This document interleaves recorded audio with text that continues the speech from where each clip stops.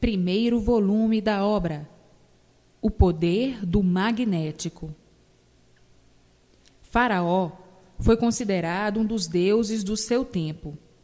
Deixou obras, deixou encantos e maravilhas que ainda reflorescem até hoje, como relíquias daquelas eras primitivas de seu reinado de encanto. Era um preto muito mau e desenvolveu a sua grande obra de magnetismo, que era a força inspirada dos deuses de outrora, na conquista dos soberanos e dos vultos que mais resplandeciam. Faraó brilhou com o seu grande dom magnético, despontado pelos segredos dos bichos. Naquele tempo, as vestes eram todas diferentes das de hoje. Eram feitas de pele de bichos. E Faraó, como era grande sábio, usava vestimentas que levavam tudo quanto era peles e pelos dos bichos daquele tempo. Se a vestimenta era de pelo, fazia com pedaços de pelo de cada bicho. Se era de pele, a mesma coisa. E se era de pena, também a mesma coisa. Naquela era, os viventes duravam muito tempo, e a sua preocupação era somente o estudo da natureza, e pela duração ser longa, tinham tempo bastante para aprender muitas coisas. Faraó era um bom médium, e apoderando-se de uma grande força magnética, desenvolveu essa força e fez grandes prodígios. Os prodígios foram de forma tal que a natureza acabou revoltando-se contra seus próprios habitantes, dando origem à existência do que hoje se chama Deserto do Saara. Saara ficou uma espécie de lugar amaldiçoado, improdutivo e sujeito a constantes vendavais, razão porque, sendo de longínquas recordações, supõe as novas gerações que tivesse existido um dilúvio, quando o que de fato ocorreu foi um grande terremoto. É por isso que, de quando em quando, costumam encontrar ali esqueletos de bichos monstros enterrados, e as novas gerações passam a conhecer a existência longínqua de mastodontes, que ninguém atualmente tem conhecimento.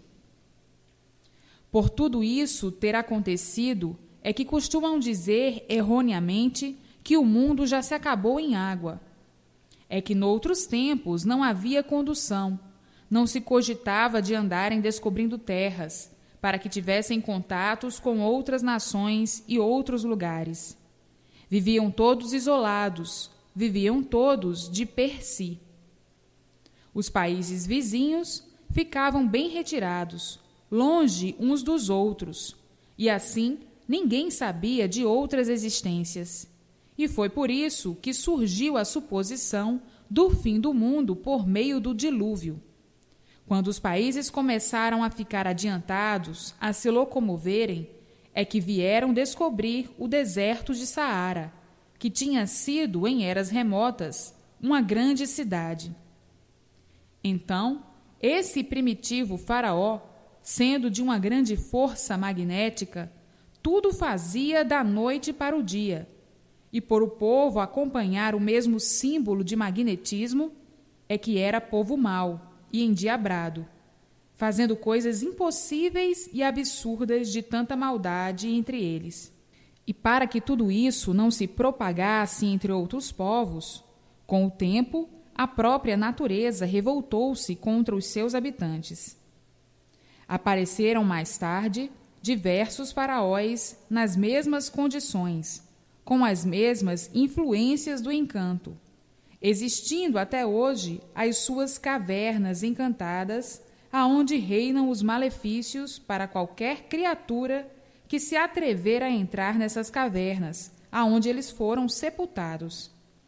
Agora, se esse faraó foi assim, atraiu com suas influências más as influências de outros faraós, que já não tinham tanta força quanto o primeiro, mas que a si mesmo produzem o mal, como toda e qualquer força magnética só produz o mal. Muitos se enganam e pensam que a força magnética produz o bem. Se a força magnética produzisse o bem, todos estariam bem, porque todos são produtos da força magnética, pois são produtos da matéria. A força magnética produz a matéria. É por isso que o ser humano é sofredor, é mau, é um ser material. Os viventes que se desenvolvem para adquirir a força magnética tornam-se uns bichos em figura de gente. A força magnética invisível fabrica essas pedras que tratam de raios e coriscos. E vejam os estrondos e os estampidos quando elas caem na terra. São produtos de quê? Da força magnética.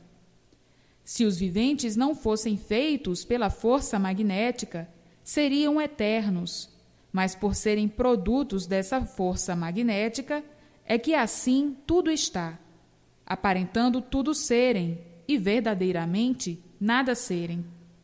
Estão aí aparentando que têm vida, mas por a vida ser feita pelo magnetismo, é que de uma hora para outra desaparecem, perdem a vida.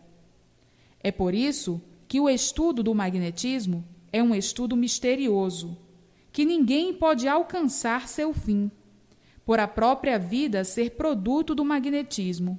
E por isso, um produto inferior nunca pôde dar solução do superior. Então, vivem aí alimentando o magnetismo com esses seres materiais, que são tudo aquilo que comem e bebem. Se não fossem produtos do magnetismo, a vida seria tudo e não nada. Tudo que é magnetismo é aparente. Por isso, aparentam que são senhores da vida e verdadeiramente não são. De uma hora para outra, perdem-na sem querer. Portanto, todo esse conjunto de seres terrestres, tudo isso é produto da força magnética. São seres maus e nada são. Vivem magnetizando uns aos outros e magnetizados uns pelos outros. O que é o Sol? É um aspirador magnético. A Lua, da mesma forma. As estrelas, idem. Tudo formação magnética. E por isso estão sempre em fogo. O que queima é bom? Não, o que queima é mau, e, portanto, um aspirador magnético que deu aspiração a outros magnéticos, que estão sob o seu domínio. A Lua, outro aspiral magnético, outra aspiração. Parece um frio, mas não é frio.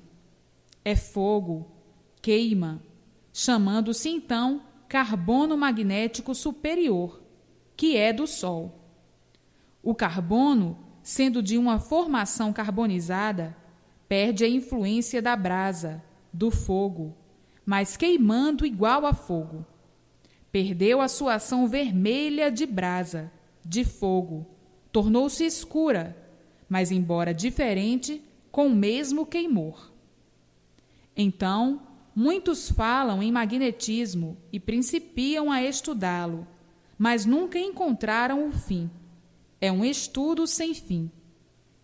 Se não fossem produzidos pela força magnética, seriam eternos, mas por serem seres gerados da força magnética, é que aí vivem, aparentemente, até não poderem mais. Muitos, por não terem conhecimento da natureza nem de si mesmos, falam em magnetismo sem saberem o que estão falando, sem saberem que os seus formatos de humanos são feitos de magnetismo, por a força ser toda magnética e elétrica. O frio mata, por ser a força magnética do carbono. Por isso, a noite é escura, é do carbono, formada do resíduo da apuração da formação do Sol. Isso é que originou outro corpo, é que deu formação à Lua, com a sua vida, os transes e os efeitos materiais. É por isso que a Lua mexe com tudo. Um dá o efeito, o outro dá a fórmula. São dois relógios em um corpo só. O Sol é o relógio e a Lua é o ponteiro. A Lua é o ponteiro porque, conforme as horas, ela vai diminuindo até sumir de todo e depois aumenta até se tornar redonda. Faz assim os seus quartos. As estrelas são monótonos do giro magnético. Existem viventes que procuram captar grandes forças magnéticas, mas os efeitos não são bons. São forças destruidoras, perturbadoras, por serem cargas demasiadas, forças além do natural do organismo. Trazem o desequilíbrio e a lucidez demasiada, ao passo que a imunização racional regula os corpos magnéticos, por ser superior a todos os efeitos que compõem esse mundo. A força elétrica só é boa quando bem regulada. Desenvolvendo e recebendo carga superior às forças do organismo, prejudica e traz o mesmo negativo do magnetismo, porque onde está uma, está a outra. É por isso que todos os espíritas acabam sofrendo do coração e morrendo de moléstia do coração. Porque o coração é o dínamo de todos, é quem recebe todas as amperagens anormais, é o órgão mais prejudicado do corpo humano. O corpo humano possui ainda o relógio, que é a cabeça, os ponteiros, que são as vistas, os ponteiros do som, que são os ouvidos, o ponteiro do aroma, que é o nariz, o ponteiro do gosto, do paladar, que é a língua, e ainda a boca, do suprimento da corda, por onde entra o alimento da máquina, o alimento magnético dos seres materiais. Portanto, o que é a parte espiritual? O que é espiritismo? Espiritismo é magnetismo. São do mesmo ramo, com diferença que a matéria, uma parte é visível e a outra invisível. Por ser magnetismo, é que o espiritismo nunca passou disso, sempre encerrando tudo no infinito, misteriosamente, não passando de um entupimento que atrasa o mundo desde longas eras e veteranos séculos, mantendo sempre o sofrimento desse mundo e cada vez pior. E os viventes, incautos ao conhecimento verdadeiro das coisas, admitindo-o como uma coisa de grande superioridade, muitas vezes sofrendo por causa do espiritismo, e com o tempo descrendo e fazendo os outros descrerem também, por chegarem à conclusão de que o espiritismo é como outro credo de ciência caduca. Se não fosse caduca, já há muito que todos no mundo estariam certos, por o espiritismo acertar todos com a sua força, com o seu poder, com o seu equilíbrio de potentado. Mas, por tudo isso ser da parte elétrica e magnética, é que nunca puderam chegar à conclusão das coisas claras, provadas e comprovadas, como muitos desejariam que fosse, para então poderem admitir. E por isso uns tantos admitem e assim vão aventurando, caducando e sofrendo. E outros tantos não admitem, dizendo que ruim por ruim é melhor ficarem como estão. Esses caducos dizem que já vêm encarnando e desencarnando no espiritismo desde o princípio desse mundo. Ora, o mundo já é muito antigo, então eram já para nascerem pelas reencarnações dos espíritos, sábios, perfeitos e puros, e quando acaba, nascem ao contrário, cada vez piores, cada vez feras mais bravias. Tudo isto é preciso aprender, e a verdade é que são maus, ruins, desumanos, selvagens e verdadeiras feras. Isto é para os caducos que ainda vivem sonhando com a fruta da ilusão, para esses cegos de olhos abertos que não sabem divulgar nem o que estão vendo, por serem produto do magnetismo. seres magnéticos, magnetizados e magnetizando. Isso se dá com os viventes que vão sendo magnetizados pelas coisas que estão enxergando, mas que não sabem divulgar o porquê dessas coisas. Então, costumam dizer que estão sugestionados, que vivem dominados pela autossugestão, produto da sujeira, porque da sujeira são. Qual é a origem do ser humano? O que é espermatozoide? É um líquido com semelhança de goma, evidência de que são mesmo produto da sujeira, e por isso admitindo como bom tudo quanto é asneira, e por tal são dominados, tendo na sugestão e autossugestão a ilusão do que pensam que serve e que é bom. E assim, sendo a vida composta de seres magnéticos, pelos seus efeitos é que vive o mundo nessa confusão há muito, onde nunca as filosofias puderam embargar o sofrimento, pois as seitas e filosofias são todas feitas pelos magnetizadores, que são os seres humanos. E por isso, quanto mais filosofias, mais sofrimentos, como assim, de há muito, o mundo vem sentindo. Qual foi a filosofia que trouxe ao mundo o bem, a paz e a felicidade de todos? Nenhuma, porque tudo isso é efeito magnético. E por ser efeito magnético, é que o mal sempre se multiplicou, vem sempre aumentando e não diminuindo. Portanto, vejam que aí ainda não está a verdade como muitos pensam, por estarem magnetizados por esta ou aquela filosofia. O magnetismo é de uma força tal, tão natural, por ser da natureza de todos, que os viventes estão magnetizados por isto ou por aquilo e não dão por ela, devido à natureza ser magnética. Falam em bem, falam em bom, mas tudo é passageiro. Tudo é passageiro por ser produto magnético, produto dos efeitos magnéticos e da origem magnética. Então pergunta o vivente: e no Espiritismo não está a verdade? Digo eu, não. A palavra já está dizendo, em experiência.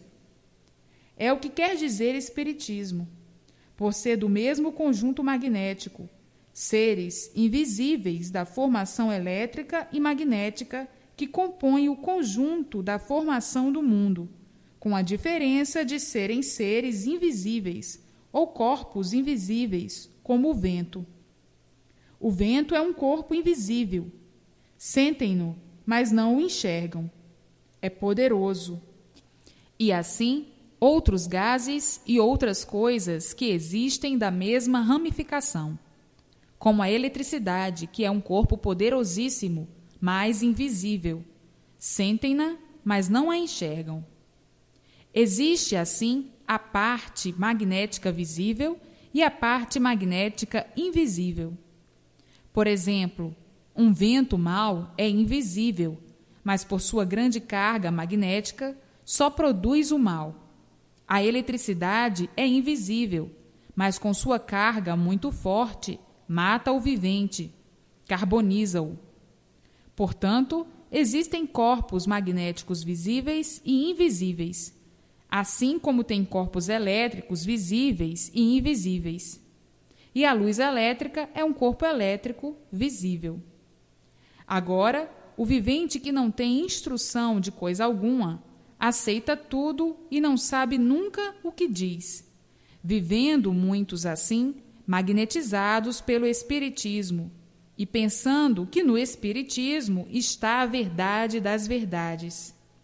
Se no Espiritismo estivesse a verdade das verdades, já há muito todos teriam a solução perfeita do mundo. Pois se o dono do mundo fosse um espírito, este, de longos tempos, teria dado essas soluções do princípio e fim do mundo. E seriam todos governados por espíritos, teriam que obedecer, se no Espiritismo estivesse a verdade das verdades que erroneamente apregoam. Por os homens da ciência não encontrarem apoio no Espiritismo, é que colocam-se sempre superiores ao Espiritismo. E por isso quem governa são os homens, e não os espíritos. Os espíritos obedecem às leis dos homens, e não os homens obedecem às leis dos espíritos. Pois desde muito ficou constatado que a lei do Espiritismo é uma lei caduca, para quem quiser ficar caducando com semelhante filosofia ou antropolosofia. Antropolosofia quer dizer atropelado por uma ciência misteriosa, sem princípio e sem fim, mais adequada a maus resultados do que a bons, por não estar definida, vivendo os espíritas sempre em experiências, e errando mais do que acertando. Eis a razão dos fracassos dos adeptos do Espiritismo. Existem muitos viventes que, por não conhecerem, pensam e julgam que a imunização racional seja espiritismo. A imunização racional é diferente do espiritismo, como da água para o vinho. É de outro plano superior, que é a parte racional, de onde o vivente, ligado pela imunização, recebe tudo o que precisa. É imunizado por ser da parte racional. Se fosse da parte espiritual, receberia a espiritualização. Por faltar a instrução ao vivente, é que este, por falta de conhecimentos, tem mesmo que fazer confusão. A imunização racional não pertence à parte magnética e elétrica, é de um mundo superior a esse. É feita diretamente da planície racional, que fica muito acima do Sol. O imunizado está ligado a este aqui de cima, por meio da imunização, que dá ao vivente todo o esclarecimento perfeito de qualquer coisa.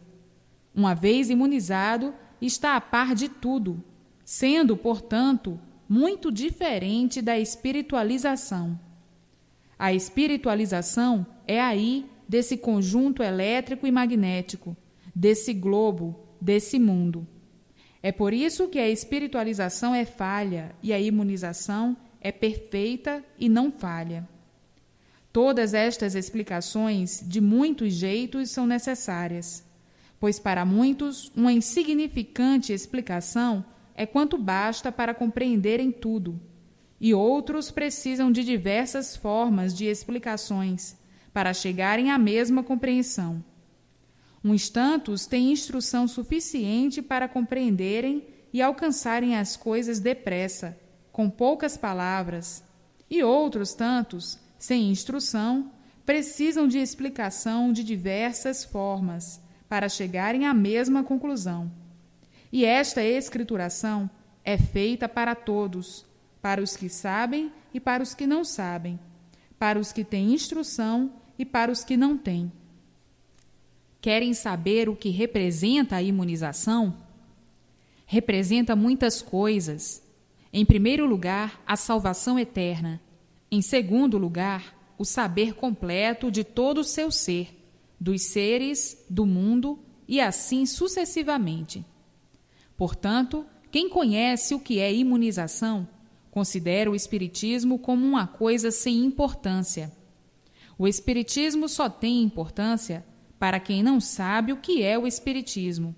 Para quem conhece a formação de todos os seres e os efeitos de todos, não dá importância ao Espiritismo. Para a imunização, o Espiritismo é uma coisa nula. É muito bom para quem não sabe o que é, para quem está ainda dependendo de conhecer a sua origem, os efeitos e o valor de tudo.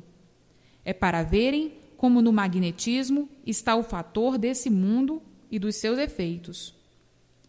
Se não fosse o magnetismo, não haveria diferenças, não haveria o feio, tudo seria bonito, tudo seria bom. Onde está o magnetismo, não existe perfeição, não existe pureza, nem existe o bem. Tudo é aparência, ilusão de ótica, passageiro, transitório, e por isso tudo se acaba. Eis porque esse é o mundo dos fariseus, das fantasias, das aparências, da hipocrisia, o mundo do mel em sonho, o mundo do fel em vida. Juntando essas partes e concluindo com outras, torna-se essa vida um pedaço do nada. Por que é um pedaço do nada?